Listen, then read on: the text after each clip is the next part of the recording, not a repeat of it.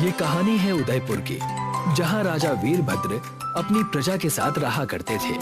राजा के लिए अपनी प्रजा की सेवा ही उनका परम धर्म था, लेकिन राजा वीरभद्र फिर भी अपनी प्रजा की वजह से ही परेशान रहा करते थे। महारानी, पता नहीं क्यों, लेकिन मेरा मन बेचैन सा रहता है।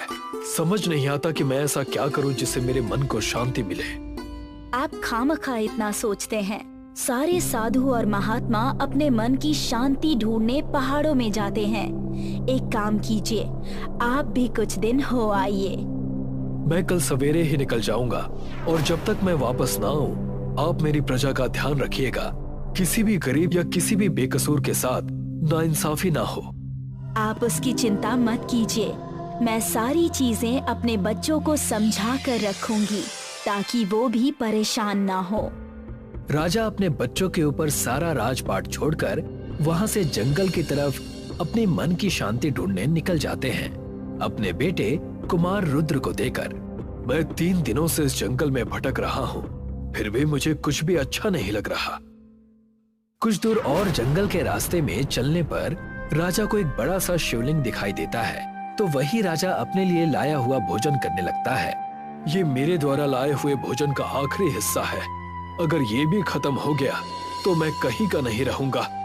राजा अपना बचा हुआ खाना वहीं शिवलिंग के पास बैठकर खा लेता है, और पूरी रात आराम करने के बाद जब उसकी आंखें खुलती हैं, तब वो देखता है कि भरी सुबह में वहाँ एक बुढ़िया शिवलिंग को जल चढ़ाने आई है। ओम नमः शिवाय। भगवान, आज मेरा बेटा अगर जिंदा होता तो मैं भी उसके बेटे होने का सुख ले पाती। आपने उसे मुझसे क्यों छीन लिया? राजा उस लाचार बुढ़िया की बात सुनकर सारी बातें समझ जाता है। राजा को उस वक्त बहुत जोरों की भूख और प्यास लगी थी। तब राजा ने उस बुढ़िया से कहा, माता, मैं आपके पुत्र समान हूँ। मुझे बहुत जोर की भूख और प्यास लगी है। क्या आप मुझे ये पानी पिला सकती हैं? यहाँ इस जंगल में आसपास कोई घर या ठिकाना नहीं है जो मेरी मदद कर सके। ये लो, पानी पी लो। मैं ये समझूंगी कि मेरे सगे बेटे ने ये पानी पी लिया है। शिव जी को मैं कल सवेरे जल चढ़ा दूंगी। लेकिन बेटा, इस घने जंगल में तुम कहाँ भटक रहे हो? तब राजा उस बुढ़िया को अपनी सारी व्यथा बताता है, जिसे सुनकर बुढ़िया कहती है, आ जाओ, मेरी कुटिया में चलो। मैं तुम्हें कुछ अच्छी चीजें दिखाती हूँ। जी अवश्य। राजा उस बुढ़िया की छोटी सी कुटिया में जाता है और वहाँ जाकर देखता है कि सारे सोने, गहने और आभूषण वहाँ पर रखे हुए हैं, जिसे देखकर वो दंग रह जाता है और बड़ी विनम्रता से पूछता है, माता, ये कैसे मुमकिन है? इस छोटी सी कुटिया में इतने सारे सोने, गहने, जेवरात, ये सब छुपे हुए हैं। ये सब यहाँ कौन छोड़ गया? ये सोने के गहने मेरा बेटा, जो कि एक डकैत था, वो उन लोगों के घर पे चोरी किया करता था जो रिश्वतखोर थे, खुद चोर थे। ऐसे मंत्री और गांव के राजों के यहाँ चोरी करता था जहाँ न्याय और शांति नहीं थी। तब राजा ने कहा, आपके बेटे ने जो भी किया वो अपराध का काम है। आज अगर आप अपनी संतान का सुख नहीं ले पा रही हैं, तो इसके पीछे उसके गलत कदमों का हाथ है। लेकिन आपके बेटे की मृत्यु कैसे हुई? इस चीज के बारे में तुम्हें कल सुबह पता चलेगा, जब तुम जंगल के घने हिस्से में आओगे। मैं आपके बेटे की दशा और इन सब राजों को जानने के लिए जरूर आऊंगा। राजा दूसरी सुबह होने से पहले ही जंगल के घने हिस्से में चला जाता है, जहाँ जाकर देखता है कि पूरा जंगल कागज का बना हुआ है। पेड़, पौधे, रास्ते सब कागज के। राजा की आंखें फटी की फटी रह जाती हैं।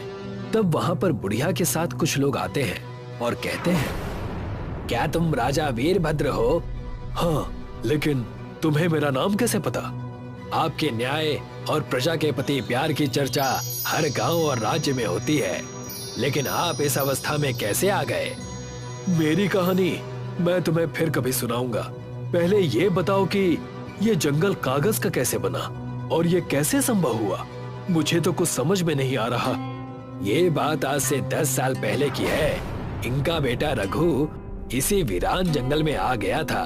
तब इतना सारा सोना मैंने ले लिया है। इन पापियों को लूटकर मैं सारे पैसे अनाथ आश्रम और गरीबों में दान करूंगा। आज के बाद कोई भी गरीब भूखा नहीं सोएगा। रघु सारे गहने और पैसे लेकर जंगल में था, लेकिन उसके पीछे राजा के सैनिक पड़े हुए थे। तब रघु ने उस जगह पर शिव मूर्ति रखी हुई थी और उन सैनिकों से बचने के लिए वो उस मूर्ति के पीछे छुप गया। जब सारे सैनिक चले गए तब वो वहां से बाहर निकला। आज तो मैं बच गया, लेकिन मुझे कोई ऐसा ठिकाना ढूंढना होगा जिससे मैं यहाँ गुजारा कर सकूं। बिजली कड़कने लगी और शिव जी की मूर्ति से एक नाग बाहर आया और कहने लगा, दुष्ट पापी, चोरी करके शिव मूर्ति के पीछे छुपता है। अपने पापों का फल पवित्र शिव मूर्ति के पीछे छुपा रखा है। जा, मैं तुझे श्राप देता हूँ। जब तक एक महान राजा इस जंगल में आकर शिव जी की बड़े मंदिर में स्थापना नहीं कर देता, तब तक ये जंगल कागज का रहेगा। तुम्हारा पूरा परिवार इस जंगल के बाहर नहीं जा सकेगा जब तक वो मंदिर नहीं बनेगा और तुम्हारी बेटी उसमें दूध से रुद्राभिषेक नहीं करेगी।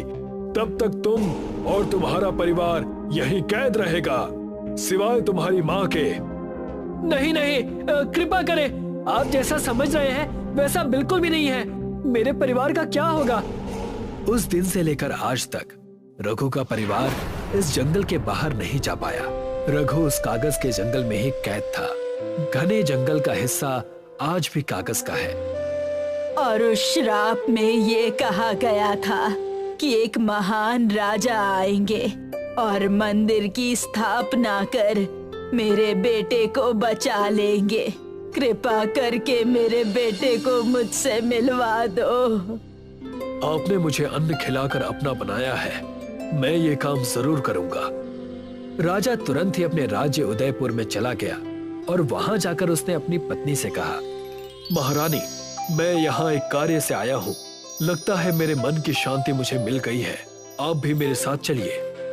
मैं जरूर आपका इसमें साथ दूंगी। राजा महारानी को लेकर कागज के जंगल में जाता है। उनके साथ उनके सैनिक भी थे। महारानी, हमें यहाँ शिव मंदिर बनवाना है, चाहे जो हो जाए। मैं इस कार्य में आपके साथ हूँ। राजा ने अपने सैनिकों को कहकर उस जंगल में एक भव्य शिव मंदिर बनवाया, लेकिन तब भी वो जंगल कागज का ही रहता है। मैंने मंदिर तो बनवा दिया, फिर भी जंगल कागज का क्यों है? कुछ तो कमी रह गई है। जब तक रघु की बेटी यानी मेरी पोती काजल दूध से रुद्राभिषेक नहीं कर लेती, तब तक जंगल कागज का ही होगा। राजा ने रघु की बेटी काजल के लिए दूध मंगवाकर मंदिर में रुद्राभिषेक करने के लिए कहा। मैं अपने पिताजी के श्राप को ठीक करूंगी। काजल ने दूध लेकर शिवलिंग पर चढ़ाया और जैसे ही उस शिव मंदिर में रुद्राभिषेक पूरा हुआ, जंगल दोबारा पहले जैसा हो गया, जिसे देखकर सब बड़े खुश हो गए। काजल अपने पिता रघु से मिलकर बहुत खुश हुई।